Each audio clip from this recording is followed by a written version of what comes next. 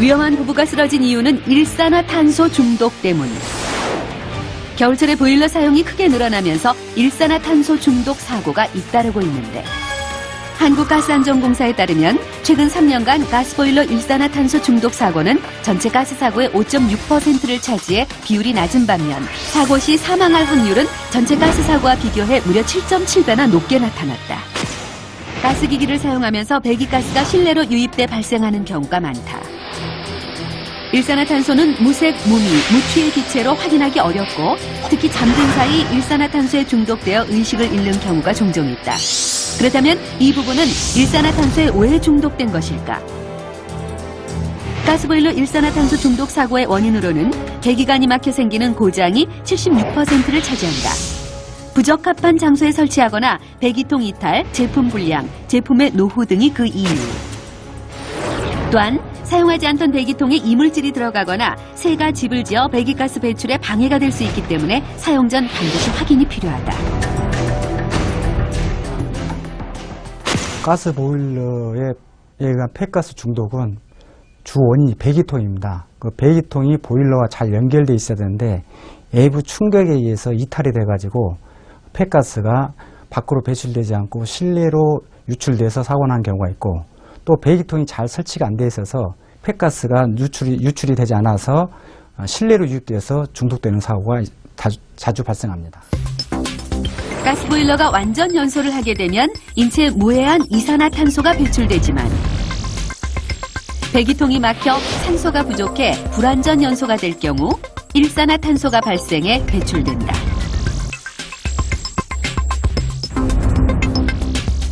만약 밀폐된 공간에서 일산화탄소가 누출되는지 모르고 잠을 자는 경우 서서히 중독되어 사망에까지 이를 수 있다는 사실.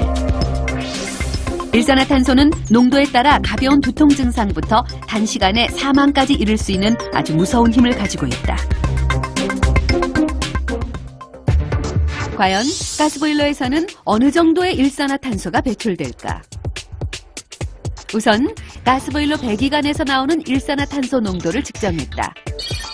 측정 결과는 인체 허용 농도의 2배를 넘어선 120ppm. 그렇다면 가스보일러의 일산화탄소가 밀폐된 공간에 모인다면 어떻게 될까? 상자에 가스보일러 배기관을 연결해 1분 동안 일산화탄소를 모은 후 일산화탄소 농도를 측정해봤다. 과연 어떤 결과가 나올까? 거침없이 올라가는 일산화탄소 농도, 급기야 기기의 측정 한계를 넘어섰다. 만약 사람이 잠든 밀폐된 실내로 유입된다면 끔찍한 사고로 이어질 것이다. 또한 최근 들어 겨울 캠핑장에서도 텐트 내 일산화탄소 중독 사고가 빈번하게 일어나고 있다. 보온을 위해 텐트 안에서 등유나 가스를 이용한 난방기기를 사용한 것이 원인. 텐트 안에서 난로를 사용할 경우 얼마나 위험할까? 일산화탄소 농도를 측정하기 위해 미니 가스 난로를 준비해 실험을 진행했다. 먼저 텐트 안에서 난로를 켠 후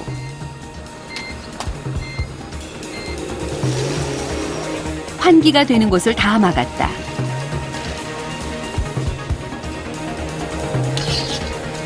작은 틈으로 측정기를 넣고 기다려보았다. 과연 얼마나 올라갈까? 실험이 시작되자마자 거침없이 올라가는 농도.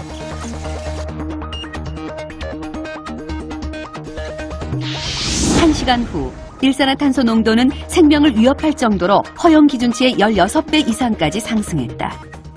요즘 캠핑 인구가 늘어나면서 거기에 따라서 이제 휴대용 난방기를 사용하는 경우가 있습니다. 여기에서도 역시 CO 가스가 나옵니다. 일산화탄소가 나오는데 이 일산화탄소가 환기가 잘 안 돼서 계속해서 이제 이 농도가 체내 혈액 속에 CO 가스가 농도가 짙어지게 되면 결국은 바로 사망까지 이르는 것입니다.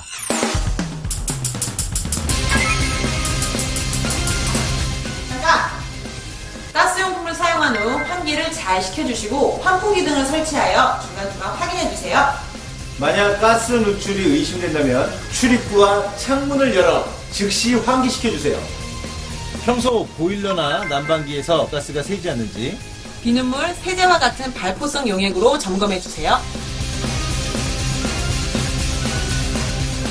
비상무. 안전수칙을 잘 지켜 가스 사고를 예방하세요.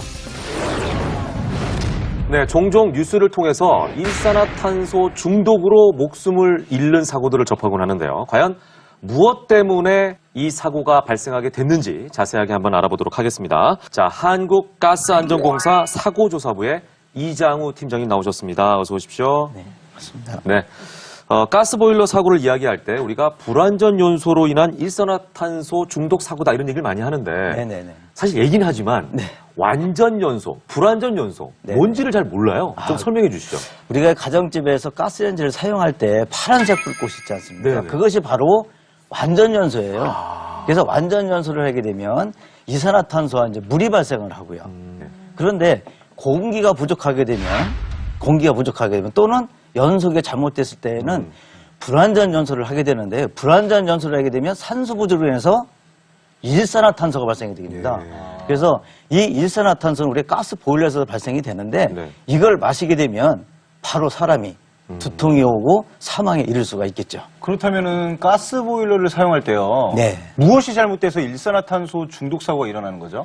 네, 우리 가정집에 가장 많이 설치되어 있는 게 가스 보일러가 있는데요. 네. 예전에는 그 알루미늄 주름관 배기통이 많았습니다. 그런데 몇 년 전서부터 이 스테인레스 배기통을 설치하고 의무화를 시켰습니다. 그래서 이러한 스테인레스 배기통은 전부 다 인증 제품이에요. 그래서 인증 제품은 그 인증 마크가 표시가 되어 있습니다. 네. 소비자들이나 이 사용자들, 또 시공하시는 분들이 반드시 인증 제품을 사용하는 것을 잊지 말아야 되겠습니다. 네. 우리가 가스 보일러 배기통을 보면 좀 전에 말씀드린 인증 제품을 사용할 경우에는 방조망이라는 것이 설치가 되어 있습니다. 네. 방조망은 즉 새가 들어가지 않도록 막아놓은 겁니다. 그런데 일반 알루미늄 주름관 배기통은 방조망이 설치가 되어 있지가 않습니다. 그래서 이와 같이 새 집을 짓게 되게 되면 여름철에 안 쓸 때 또는 겨울철에 안 쓸 때 새가 들어가서 새 집을 짓게 돼요. 그렇게 되면 가스 보일러 배기통에서 배기가스가 나가지가 못하게 되죠. 지금 보시는 화면은 여러 가지 그 사고 유형을 갖다가 설명드리는 건데요. 주로 배기통이 지금 이탈되거나 지금 빠지는 경우나 그런 경우가 많이 있습니다. 그래서 시공할 때 배기통을 잘못 설치하는 경우 저와 같이 이제 배기통이 중간에서 빠지게 되고요. 또는 배기통이 보일러하고 연결되는 곳에서 또 빠지게 되고요. 안에서 자고 있는데 보일러 시설 터지게 되면 네. 또 빠지게 되면 알 수가 없는 거죠. 그래서 이러한 것들이 모두가 시공 잘못 또는 점검 잘못에 의해서 길어지기 때문에 이런 것도 사용자들이나 공급자들이 점검을 철저히 해주셔야 되겠습니다. 팀장님 설명을 듣고 보니까 네. 정말 이거는 세심한 주의 그리고 어디에 있는지 일단 관심을 좀 가져야겠다는 생각이 들어요. 네, 그렇습니다. 예. 사실 이런 거는 우리가 평소에 신경 쓰지 않고 그냥 자연스럽게 난방이 되는구나 생각하는 경우가 많이 있거든요. 네. 그렇습니다. 안전점검은 어떻게 이루어지고 있죠? 그 안전점검은 이제 공급자가 하는 경우가 있고 이제 사용자가 하는 경우가 있는데요. 주로 LPG 같은 경우에는 이제 어떤 그 시설 기준에 따라 좀 다릅니다. 하지만 정기적으로 1년에 한 번씩은 꼭 하도록 되어 있습니다. 공급자가. 또는 LNG, 즉 도시가스인 경우에도 1년에 한 번씩 꼭 정기적으로 공급자 하도록 되어 있고요. 네. 사용자 같은 경우는 수시로 그냥 비눗물이라든가 또는 가스 보일러 배기통 주위에 그름이 있는지 없는지 이런 것들을 점검하셔서 이상이 있다 그러면 가스 공급자나 또는 제조 메이커에 전화를 하셔서 점검을 받으시면 안전하게 쓸 수가 있습니다. 이 사고는 예고 없이 찾아온다는 게 문제입니다. 그래서 무엇보다도 사고를 미리 예방하는 게 중요하겠죠. 자, 그래서 준비한 코너입니다. 가스 사고를 예방하기 위해서 어떻게 해야 될까요? 함께 살펴보시죠. 위험한 순간, if.